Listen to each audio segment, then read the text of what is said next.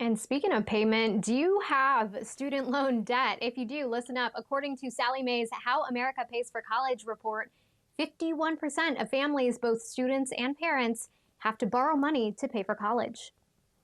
And now student loan debt in the United States has reached astronomical levels, with the average American carrying over $30,000 worth of loans. And our very own Brad Smith is now here joining us to break down what's actually behind the student loan debt crisis. Hey, Brad.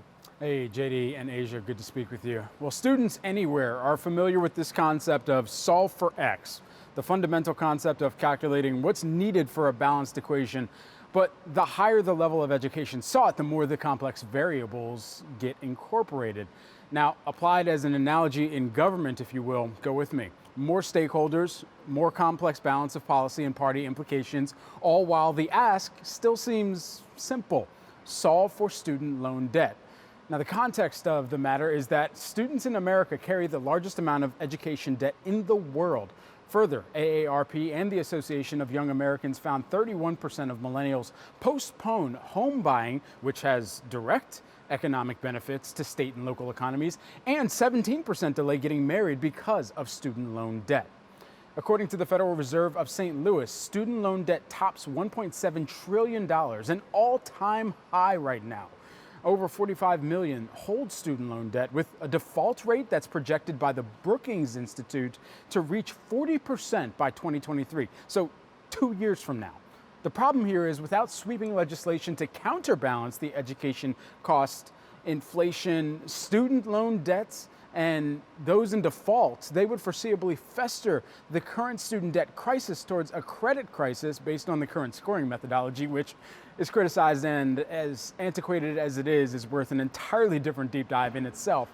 But recognizing here the potential economic harm that student debt has already inflicted could potentially bubble over into, Democratic lawmakers have initiated the debate and propositions for student debt cancellation. So, in a town hall on CNN, President Biden rejected the idea of progressive members of his political party to cancel $50,000 of student debt, a figure that would essentially solve for X in almost in entirety for most on the average, considering the average amount of student debt held is around $32,000. Now, there are, of course, those that come in well above that. And based on federal data, over 1/3 of borrowers owe less than $10,000. Now, you may remember that Biden campaigned on $10,000 student loan debt cancellation for federal borrowers. And as such, here's how he responded during the town hall. I understand the impact of the debt, and it can be debilitating. I'm prepared to write off the $10,000 debt, but not 50. Mr. President, let me ask you. Because I don't think I have the authority to do it by Senate. Now, this prompted reaction from Senators Schumer and Warren, who introduced Senate Resolution 46 and House Resolution 100, which is also supported by 16 state attorneys general and the District of Columbia Attorney General. So back to the equation at hand: solve for X. It's conceivable that even if President Biden meets at the $30,000 midpoint between the $10,000 he's comfortable with and the $50,000 more progressive Democrats are calling for, the average amount of debt would be eliminated. But this also depends on the type of loan held and the classification of college or university that a student had attended. We also do know that on the economic front, this debate resounds during the coronavirus pandemic. After inauguration, President Biden immediately extended forbearance of student loan payment to September 30th of 2021. Unemployment during the pandemic, it's contributed to a sharp increase in total student loan debt, and thus fuels the larger question of student loan debt cancellation's role in rebuilding the economic prospects post-pandemic.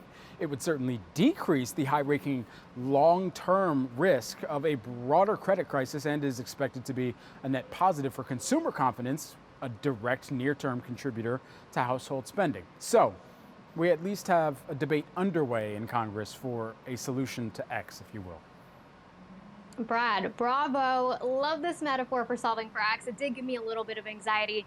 But what about the idea of lightening the load of rising costs of college tuition for students and their families right now? Yes, the question of how we got here in the first place. We also have to calculate the appropriate inversion for the current Y variable, as in, why the hell is college so expensive?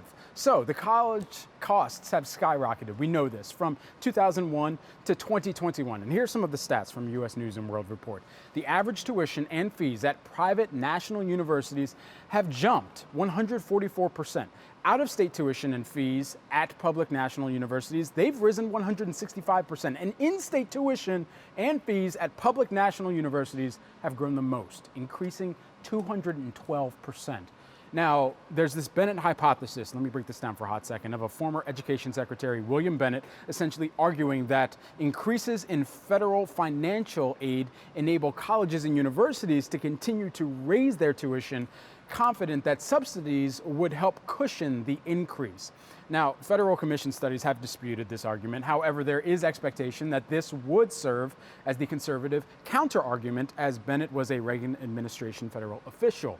Thus far, the express plan from President Biden has been make public colleges and universities tuition free for all families with incomes below $125,000, double the maximum value of Pell Grants, and cut the payments on undergraduate federal student loans in half by an incentivized income-based repayment program, just to sum it up into something.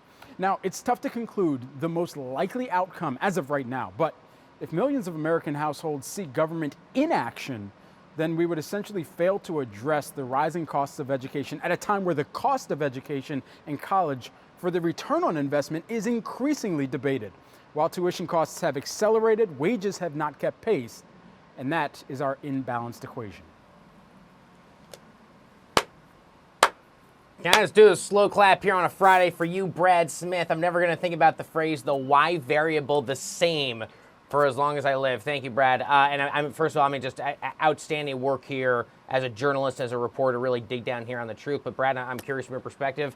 I mean, how do you see this conversation going in politics? You cover the politics space so closely because of everything that happens with the markets in Capitol Hill. And this is something that lawmakers are trying to take much more seriously, even if the solution is not obvious to everyone. And it really does come down to where the House and where the Senate and congressional leaders more likely are having this debate, right? Because even as we know that the House is more likely to push this forward, given the balance of power that we're seeing in Washington, D.C. right now, it's likely that this gets through the House on any education measure that would lessen the load for student debt and the loan forgiveness. But it comes down to the Senate as well, and whatever gets through the Senate, would that pass with President Biden as well? And so with that in mind, it's going to be a party infight, it seems, at this point, between progressive Democrats and more moderate centrist Democrats. And that's exactly what we're going to be monitoring right now.